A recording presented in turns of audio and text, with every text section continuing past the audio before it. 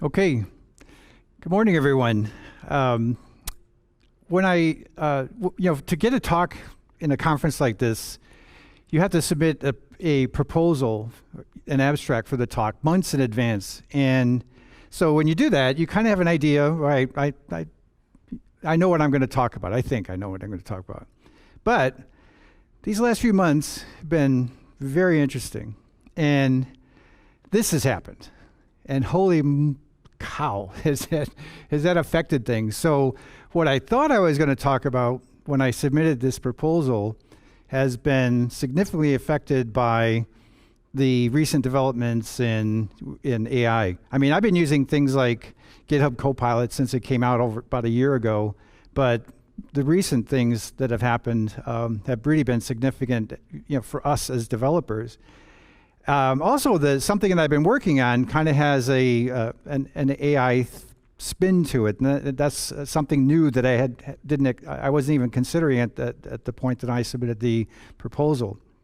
So in any case, what I want to do in this talk is review a bit of event-driven architecture. I'm not exactly sure where everybody's at with it, so I know some people are using it, some people are considering it, some people are aware of it, but maybe a lot of people have heard about it but don't have a lot of context. And I want to kind of show you something about event-driven architecture visually, because I think that for me it's always helpful. And then want to look at a bunch of code. And this is where things have changed a bit. And then also, I want to kind of go out on a limb here and at least introduce a concept of where I think event-driven could be going. I don't know if it will or not, but I'm pretty excited about it. And I just kind of stumbled into this, or just wandered into this as I was digging deeper into doing things in an event-driven way using the tools that I'm using. So that's been really interesting, and I want to share that with you. And this is very recent. I had no clue about this when I submitted the proposal. So in an event-driven review, I've been working on a demo. I'm a developer advocate. I've been a back-end developer for decades, and now I get to creating production code, those types of things. But now I get to write code for fun, these demos. So I've been working on this demo that I've called Earthship, and it's been a lot of fun. And it started out as yet another boring old shopping cart demo, but I was sick and tired of doing those types of things, and I wanted to at least extrapolate on that into something more interesting. So this is the design diagram of this application. In this diagram, these diagonal squares are microservices. So there's 13 microservices that represent this system. So this system just doesn't do a shopping cart. Shopping carts create orders, and what this system does is it allocates stock to the orders. So I thought at least do something with this application to make it more interesting, and that was quite a bit of fun, especially doing it in an event-driven way. Also, there's another, and I'll show you this in a little bit, there's a visualization piece of this as well that can not do like one order at a time, but create hundreds or thousands of orders at a time to really stress the system.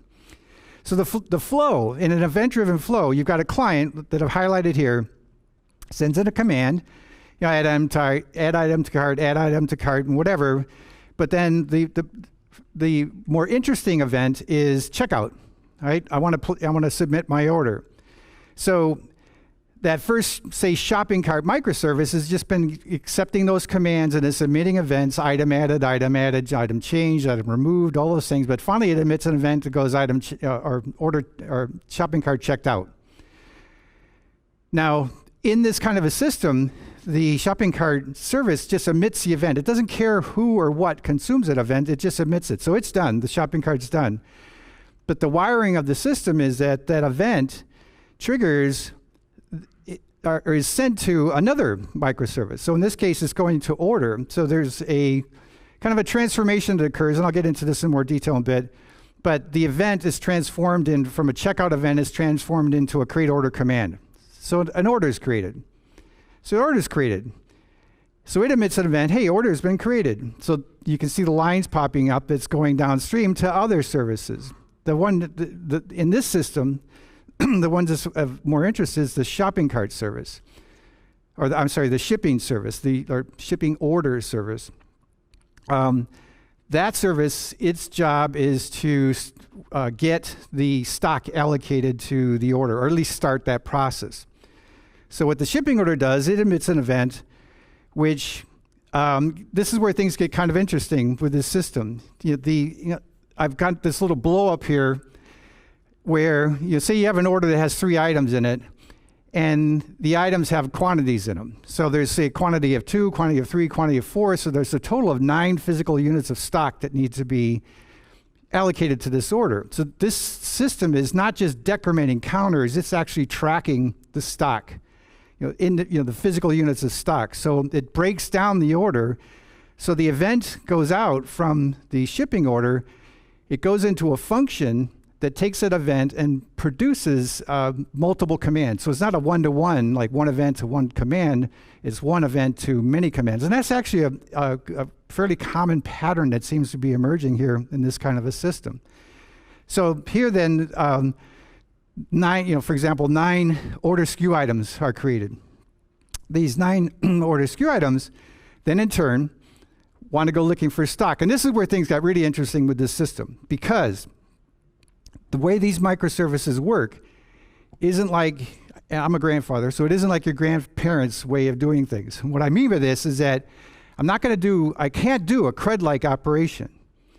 I can't do an atomic transaction in this system. And I'll let you know what it is at the end. But what I'm being forced to do is the microservice is supposed to do one thing, do it well, and own its own data, and not share any data. We've been talking about this for years. Well, this system, I was forced to do that. I couldn't have a multi-table type of transaction, so I was forced to solve the problem of allocating stock to the order in an event-driven type of way. So what happens is that when order SKU items are created, that event is emitted. That triggers a function to do a query, and these little V-shaped things on the diagram, those are views. So this is CQRS. With event-driven and event sourcing, there's often CQRS, command query responsibility segregation. So commands are handled by the microservices. Queries are handled by the views. They're segregated from each other. They're separate from each other. This is the way this system works. So the event comes in, the function performs a query against the view for, give me an available stock SKU item. If there's no stock SKU items available, then we're going to send a command back to the order SKU item and say, hey, there's no stock, put yourself into a back order state. That's what this little line here is showing. If there is stock available, then the command's going to go to the stock SKU item and say, hey, I've got this order SKU item that wants to join with you. So the stock SKU item goes, okay, yep, I'm still available, I agree. And it emits an event that says, yep, I've agreed. That event goes back as a command to the order SKU item to say, yep, you got stock. The order SKU item emits an event that goes back to the shipping order, and you can see the progression here. So this is the behavior of this system. Now, another thing is, say I didn't follow through on, say, what in a back order scenario where, say, there is no stock available. So in that case, the order SKU item emits an event to say, the order SKU item has been back ordered. That event actually goes up to another microservice that is reducing back order data, into counts basically, and I'll try to explain that. I don't know if we'll have enough time to why it works this way. But in any case, what's happening here is we're summing up how many back orders do we have for this given product, and eventually that data is fed over. An event is emitted by this back ordered lot service, I call it, and it goes to this product service. So the product service is aware of how much inventory is on hand and how much inventory is in back order state. And when I was setting this demo up, one of the things I was kind of dreading was I'm going to have to, not only do I have to pre-allocate some data, because usually I run this thing on my laptop, and I will in a few minutes, But I also had to, say load up some simulated inventory, just kind of preload all this data. And I was like, oh, okay, that's not that much fun. But here, what happens is that, and I didn't realize this at first, but all I had to do was say, hey, wait a minute. Product is emitting event, can emit event saying, hey, we're out of stock. This product is out of stock. I've got a microservice called stock order, and all I had to do is take that event from product and say, hey, we're out of stock. That triggers an order to get created. So an order for stock is created. And this is a demo system, so I'm not going to wait for the stock to show up. The stock immediately starts showing up. So the stock order starts creating individual stock SKU item instances. And when those stock SKU items get created, they go hunting for back orders. It's kind of a reverse flow here. So this is basically a choreographed saga pattern that's happening with order SKU items looking for stock, or stock SKU items looking for back-ordered order SKU items. A couple of really interesting behaviors here.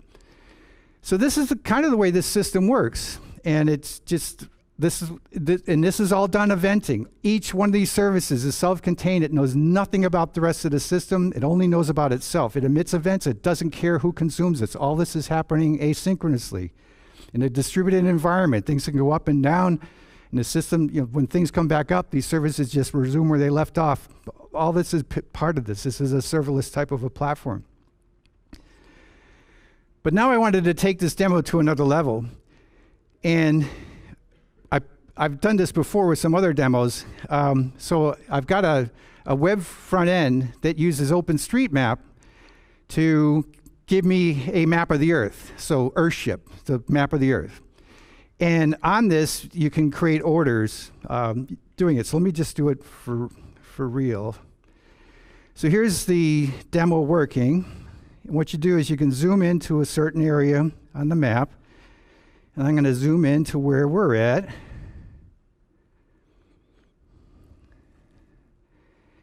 And I can just start I call it a generator. And when you pick a location, then you pick a radius, and then you can just slide back and forth. And I'm just going to create, say, I don't know, 150 orders. And then I could pick a rate, but I'll just keep the rate low. And then orders start to get created. So that you can see the dots start appearing on the map within that circular region. And first they're gray, but then they start turning red, and that means they're in a back order state. And then they start turning blue, and that means the stock has come into the system, and if the demo works well, here it goes, those orders are ready to ship. So all this is just happening right now, and there's a ton of background activity that's happening here that just honestly freaks me out because of what this system can do with just these 13 relatively simple microservices.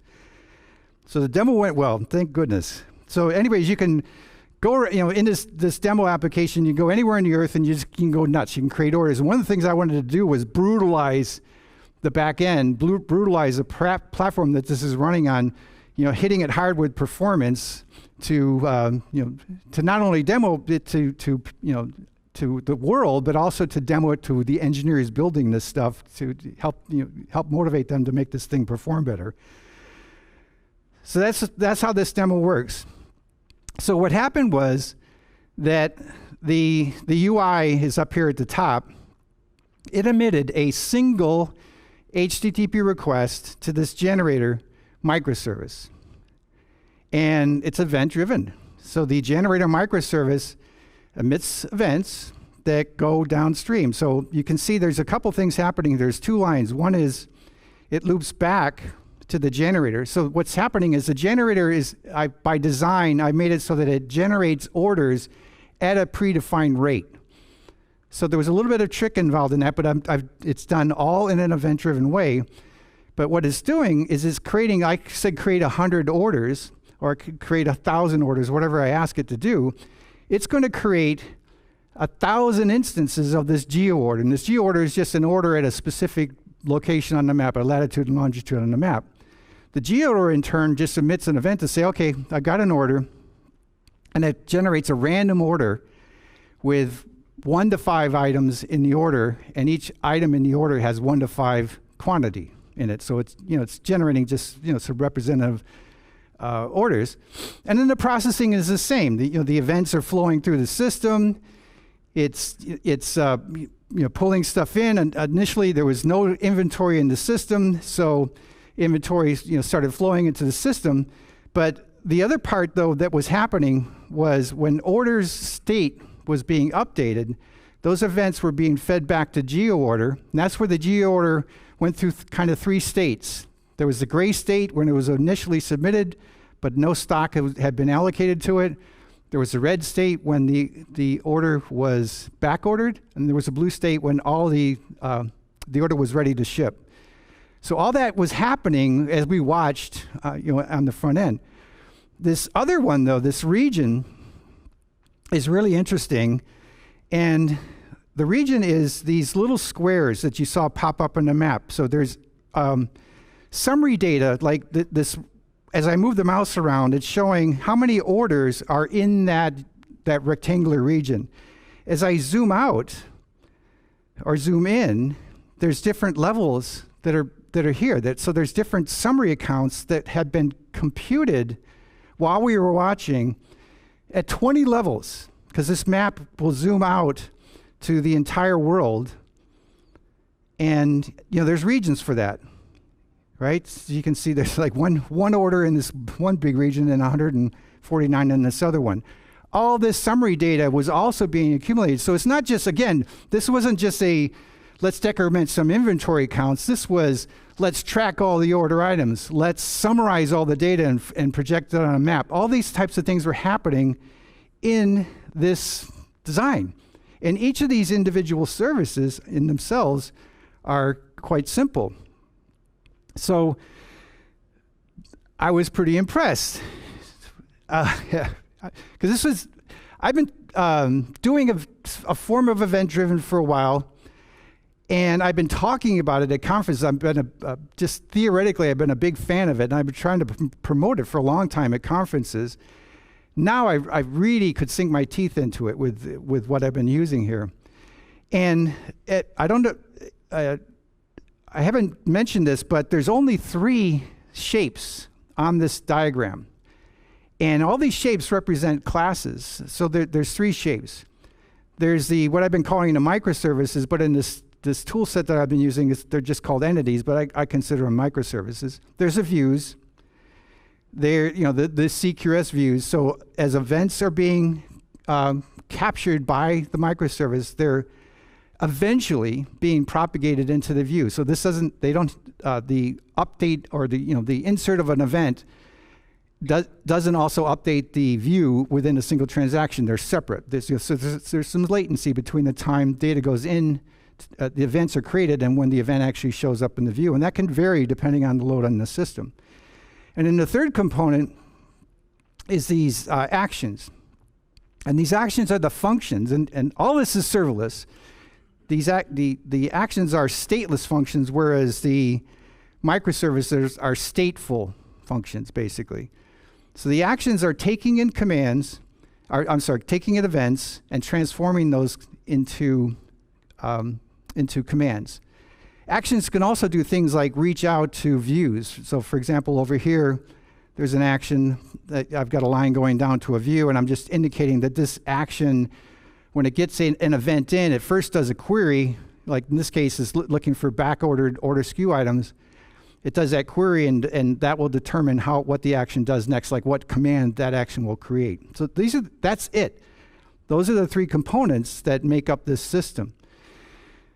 So that was kind of event-driven. Let's take a look at some code. But first, I want to show you what's changed. Now, maybe you guys have played with this, but this is chat, OpenAI, ChatGPT. So what I wanted to try, and because I was seeing other people doing this, was I wanted to see what's possible. So what I did is I said the following is in this, you can tell it's called Calyx, what I'm talking about, but doesn't really matter because what I'm talking about is an event-driven type of system. I said, the following is a Calyx event source entity Java source file. And I even had a typo in the file. And then I just pasted in the source file. And then the trick seems to be, we get to the end, I said, I gave it a bit more description of what this is. And then I said, respond with, quote, OK, to indicate that you understand. And you can see it just came back and said, OK. Now I said, all right, create me a new one, basically. So it wrote me a new class file with my specifications. You could see that it stopped, and this often happens. So I had to, I gave it just a continue prompt. It screwed up a little bit, but then it got it back, and that was just formatting. But then it finished up the class. So I took that code and pasted it into a source file in VS Code, and I started editing it. So I had, this is just like in the last few weeks, right, that I've been doing this. Prior to this, but this is such a repetitive pattern that I was using snippets in VS Code. I was so proud of the snippets I created. It's like, that's so yesterday, man. Snippets are gone. It's like, holy cow, this stuff is just amazing. So to give you an example then, like the region, let me show you that class, because that one's kind of interesting. So it's on map. So it's just called region entity. And this is where this code should be hopefully familiar to you as a Spring developer, because there's just annotations. So it's not pure Spring annotation, but there's definitely some familiar annotations that are used if you're a Spring developer.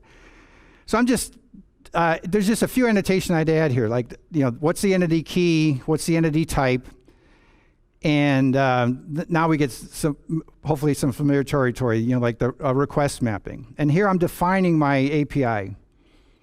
So update subregion and release state. So this is the API of a service, of a microservice.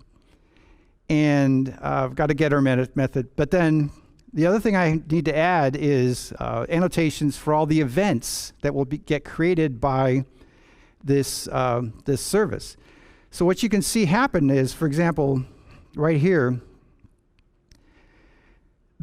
and what you might notice, now that I tell you, is there's no database connection here. That's abstracted away. What happens is that a command comes in, and I take the current state. Now, the current state was retrieved from the database if necessary. It might already be in memory. And by the system, by the abstraction layer that this code's running on, which could be retrieving a snapshot on all the events after the snapshot, all that kind of stuff. I don't care about that as a developer. All I know is that my current state of this thing, this object, is referenceable through this current state method that I inherited. And then this is my programming style, but I just say event for. So what it is when a command comes in, commands produce events. And this event is emitted, so the event has to be persisted first. Then once it's safely persisted, now it's a statement of fact in the system. And this is where the event handlers come in. After it's persisted, then the event handler is called, and the event handler just takes the current state and does an on. I just use an overloaded method called on. Again, my style. Other developers do it differently. I think they're wrong. I think they make it too complicated, but you know how it is. We always get into arguments about this stuff. But in any case, there's the concept of a state in each entity. Each entity has a state. It's just an object. It's like a durable object. And this is where I implement my methods. So here's the event for methods. There could be a little bit of logic in here, that I've implemented. But basically, the goal of the event for method, or events for in this case, I'm emitting a list of events. So this command came in based on the current state. What events should I emit? That's all you write. So there's the API. There's the event handlers. there's a state with the event for methods, and then the last thing is there's on methods. So the event handlers call these on methods. It's like this one. So on update region event, you can see the return type is the new state. This event will alter the state. This is the fundamental basic flow. This is why I think this kind of approach is ideal for AI-assisted programming, because it's a very consistent pattern. And I gave it to pattern. You saw me prompt it with a pattern, and I said, repeat it, repeat it, repeat it. So it stamps this out. So it's kind of getting rid of a lot of the drudgery here and just giving me this code. And then maybe some supporting code, but that's essentially it. And then the last part here is I'm using records a lot. I love records. I just started using records. I was a latecomer to records, I think, and now I'm just totally in love with them. One of the big reasons being that they're unmodifiable. So in any case, there's just I define records for the commands coming in. I define records for the events going out. That's it. So I just have this kind of cookie cutter pattern for each different type of microservice. Let me show you in action, though. Let me see. I'll go to order, shopping cart to order. So you can see here that we've got this is all I have to do. I have an annotation that say I'm subscribing to the events coming out of this specific entity. So I'm subscribing to the shopping cart entity. The shopping cart entity is emitting events. This action is interested in some of those events. And there's this other part of the annotation where you can say ignore unknown events. So any event that I'm not interested in this particular action will just be ignored. So this is kind of a declarative way of setting up consuming events. And this is very different, I think, than many ways people build event systems, because many cases in event systems, you're doing some kind of a database transaction, and then you're emitting event. And it's all kind of done within the service, which is difficult because that has to be an atomic operation. How can you, say, update a database and post something to Kafka within an atomic operation? It's difficult, and if you do it, it's probably way too much overhead for what you want to do. So here, what's happening is that the journal is the journal, and a journal is also a topic. If you really think about it, event journals are basically topics. So in this implementation, we take it to kind of the pure event-driven type of approach. There is no database. There aren't multi-tables. There aren't tables that you can share. There's not big atomic multi-table transactions that you're performing. You're doing small, discrete operations, and they're weaved together through eventing and sagas and things like that. So all I have to write here is methods to handle the incoming event. So like in this case, it's on checkout. All I'm interested here is on checkout. And I just do a call. I'm just calling the API of the order entity, passing in a command that I just created to that entity. So this is the plumbing to wire together the events coming out of one service to the commands going into another service. It's very straightforward. It's guaranteed at least once delivery in this type of an approach, which pretty much has to be a given. So it's pretty straightforward. So the coding on this is kind of repetitive, and the fun really is I think, in the design of the application. How do you make all these things work together, in a different way, in kind of a, again, not like the way our grandparents did. I'm your grandparent. I did it that way. I don't want to do it that way anymore. I like this way. It's a lot more fun. It's a lot more interesting. I think it's a lot more robust, and on and on and on. So in any case, it's interesting. So let me get into this last part. because this is where I'm going out on a limb. And the term I've been playing with, I just made something up, calling it micromind. So what do I mean by this? Well, what this kind of occurred to me as I was working on this diagram to show, kind of visually show eventing, that the microservices were behaving kind of like neurons, and the actions were behaving like synapses. And maybe it's me and maybe I'm crazy, but that was the impression I got. Because with a neuron, a signal comes into a neuron through its dendrites, but the neuron doesn't know or care who sent that signal, and all it knows is it's got a signal. And it reacts to that signal, and it might maybe emit a signal, maybe it won't. And that if it does emit a signal, it goes out through its axon to other dendrites of other neurons. That's the wiring. That's kind of what's happening here. Each of these microservices are real simple. A command comes in, commands create events, events get persisted. Once they're persisted, those events trigger a state change, and we're out. We're done. That's all you can do. That's the pattern. Very simple. Kind of feels like a neuron. The actions kind of feel like synapses. Synapses, a signal comes in, it kind of goes through a gap. So in my little diagram here, I use Blender for this kind of stuff. I love using that. I've got a little, I don't know if you can see the line here, but it's just a little line. It kind of, I think they call it the synaptic cleft. Anyways, that's what I felt. And it's just this flow. As I was looking at this and I was working on it and evolving the design, it started to feel kind of organic, that the behavior that was going on here, it was, I don't know, it's pretty interesting, I think, what's happening here in this kind of a system. And like I said, the thing that really started, I got to this point, I was starting to think this, but then, as I mentioned earlier, this whole thing of I was wiring up the code. Let me back up a little bit. Order SKU item goes into a backorder state.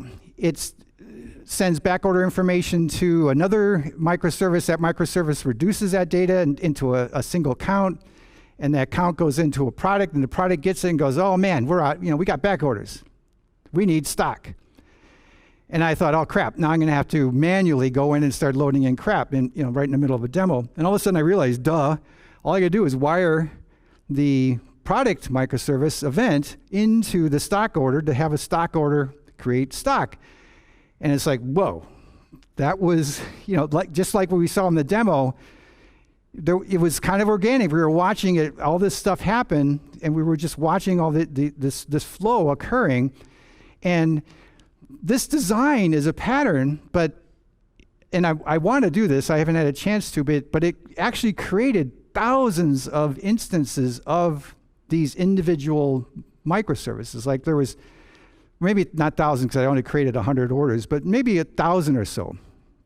So you can imagine, at least I am, like a 3D diagram with all kinds of wires going between them that represents all the instances of all these objects that were created, and they're wired together, performing all this activity.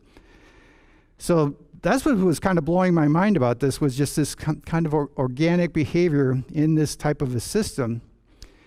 And at the very end, we watched this through the user interface up at the top here, and what it's doing is it's just polling the views. You can see there's 3 lines going down from the UI up in the top center here. These 3 lines going down to these views. As these microservices are changing state of different entities, all that information is flowing into these views, and the UI was just polling that. I forget how often I poll the views, but it's fairly often. It's just doing a query. Show me the geo orders that fall within the region that we're looking at on the map. Show me the regions at the zoom level that we're looking at in the region on the map. Going back to the map here. Where am I? Here we are. I can zoom back in. All those queries are being performed to give us this information. And it's, by doing it, pulling it, I was able to watch things happen. But that's all that's happening here in this application, is that the UI is looking at these views. So I don't know. Maybe I'm nuts, but I like it. I'm really excited about taking event-driven down to this next level, kind of letting go of more of our legacy way of doing things, especially the with microservices. We were always looking for guidance. What should we do in a microservice? What's right to do in a microservice? How big should it be? How much should it do? All these types of things. This takes it down to another level. It's like, don't do database transactions anymore. Do it all pure eventing. And at first, it was hard for me because I kept throwing design solutions at this when I was faced with problems, but I was doing it in my old way of thinking, and I kind of had to rethink things. And what surprised me was that often what was the solution was a simple solution. If I decompose something into something simple, then it worked. And that was also I think, very important characteristic, was that I was forced to make this thing simple. And, I don't know, I just think that's very powerful. So that's the micromind concept. I'd love to hear from you, what you think about it, in the future, or after, in questions or whatever, but I would love to hear from you. So, in summary, the microservices are like, in this case, I felt they started to feel like neurons, because they were doing things that we've been talking about for years. That the microservices are focused, they do one thing and they do it well. Commands come in, they trigger state changes by creating events. Those events get persisted, and the events cause the state changes. And that's what the microservice does, pure and simple, that simple cycle. Again, when you're forced to do it, one of the things I think humans have, and will have hopefully for a while as a competitive advantage over the AIs, is innovate.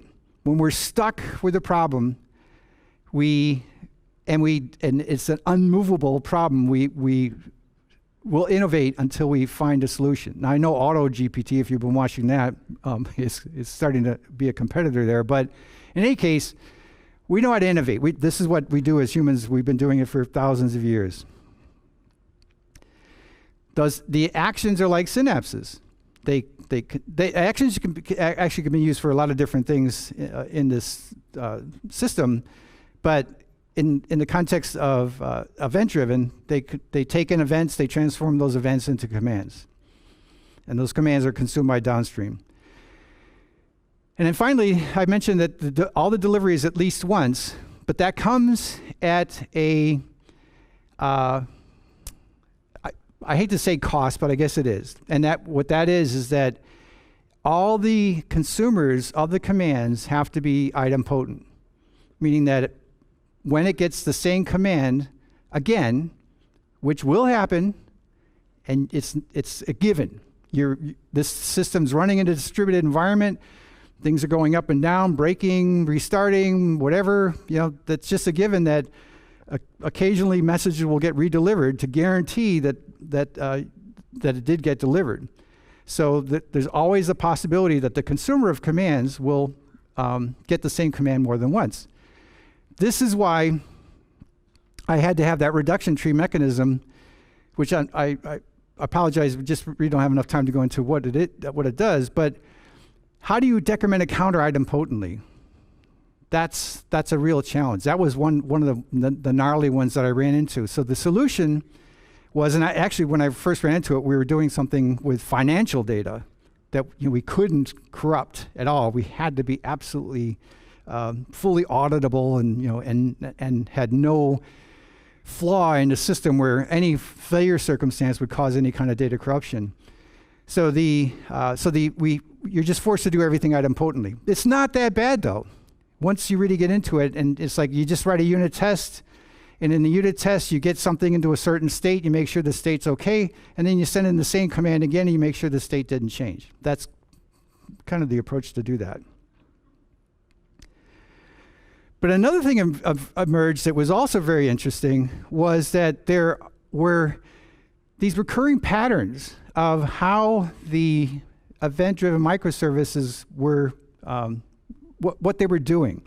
So I mentioned the saga, but there's also this one-to-many, and then there's a generation loop, a generation tree, and a reduction tree. And in this design, with 13 microservices, seven of them use these recurring patterns. So the order SKU item trying to allocate stock is a choreographed saga. The stock SKU item trying to get back-ordered order SKU items is another choreographed saga. There's 3 reduction trees in this system. There's a reduction tree for summing up data at different levels within the map. There's a reduction tree for counting up back orders. And basically what a reduction tree is that each back order is a leaf on the tree, and all that data needs to be reduced into a single count. So for given products, you're getting all kinds of, say, back orders, and you want to reduce that data down into a single count. So this is basically what these reduction tree, and it's recursive, what these reduction tree microservices are doing. And there's another reduction tree for stock order lot. You can see there's a back order lot and there's a stock order lot. So the reduction tree. There's 2 generation loops. The generator is using this feedback loop where it's creating many entities, so it's doing it in a kind of a generation loop. And the stock order does the same thing. When it creates stock, it say I want to create 1,000 units of stock. Well, that means it needs to create and send out 1,000 create stock SKU item commands. So you don't do that like in one call, not in this system in any case. So it does it gradually. So it goes into a generation loop. And I think there's 5 actions here that do one-to-many, one event in and many commands out. So there's these common patterns that were just emerging. So that was interesting as well, and made me think that perhaps, and I don't see this much talked about, but it's like, again, this design is a template for processing flows for large fleets of instances of neurons. And I think that's probably how the brain works as well. I'm just a observer. I'm not just watching things happen here, but that seems to be a recurring pattern. So we reviewed the event-driven architecture. We took a look quickly at some code. Hopefully that was informative. And then I dove into maybe my crazy mind, but talking about microminds. But I want to leave you with a couple of things. And I love this quote. I came across it a while ago, but I think it's just constantly something that I need to remind myself of, and I think we all need to remind ourselves of. And I love this quote. The illiterate of the 21st century will not be those who cannot read and write, but those who cannot learn, unlearn, and relearn. And in order for me to adopt this new approach, I definitely had to unlearn some things and relearn some things. Actually, it's quite fun. I mean, it can be, it's frustrating at first, but it's, this is what we do, right? We have to be adaptable like this. The other one I just came across recently is this one. I love this one. AI will not replace you. People using AI will. So it's amazing how quickly, especially in our business, this has taken a foothold. However, based on the current statistics, I think GitHub said about 1 million developers actively use Copilot right now, and there's of course many millions of developers, and it's not, it's for many different types of languages. It works beautifully with Java though, and many other things. But I like this, people using AI. I know for me, all these pictures, this picture is generated by Midjourney and AI. All my pictures, other than those diagrams, were pictures that I got from an AI, Midjourney. This picture scared the crap out of me when I saw it. It's like, okay, I'll use this one. It's very, very cool. But writing code, writing text, things like that, answering questions. I'm starting to use it multiple times every day, and I think it's just going to continue. I'm on the wait list for Copilot X. I can't. That's supposed to be GPT-4 in Copilot. So Amazon just announced was it Cloud Whisper or something like that? Their coding assistant. So it's really interesting. So that's it. The QR code is for the slides. And thank you so much. I would love to hear any questions that you might have.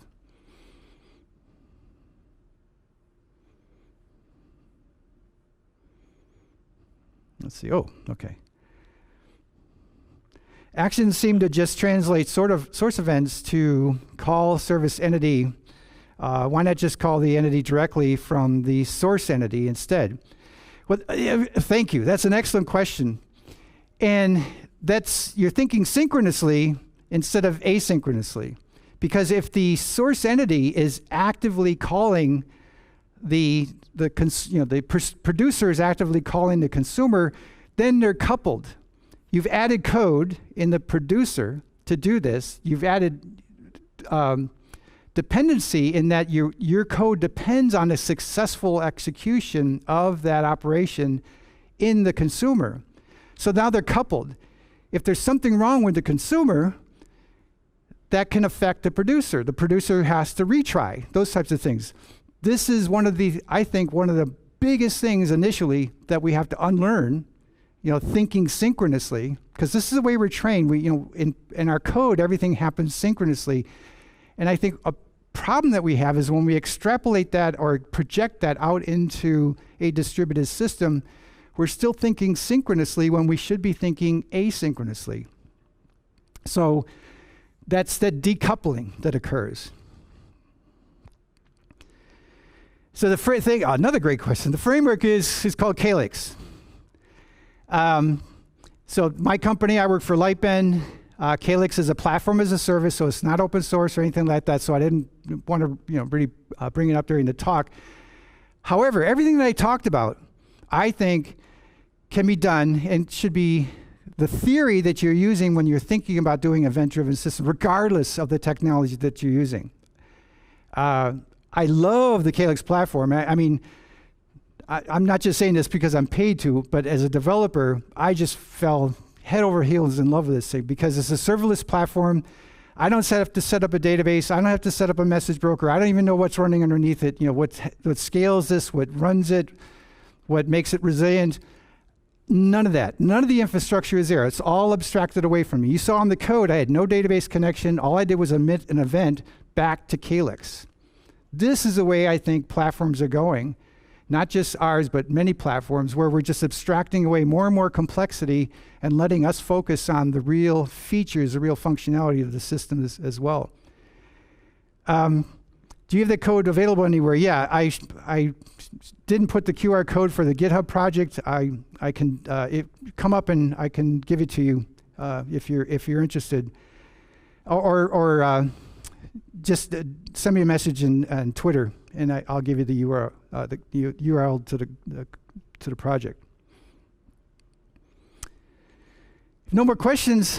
Thank you so much for being here. I really appreciate it.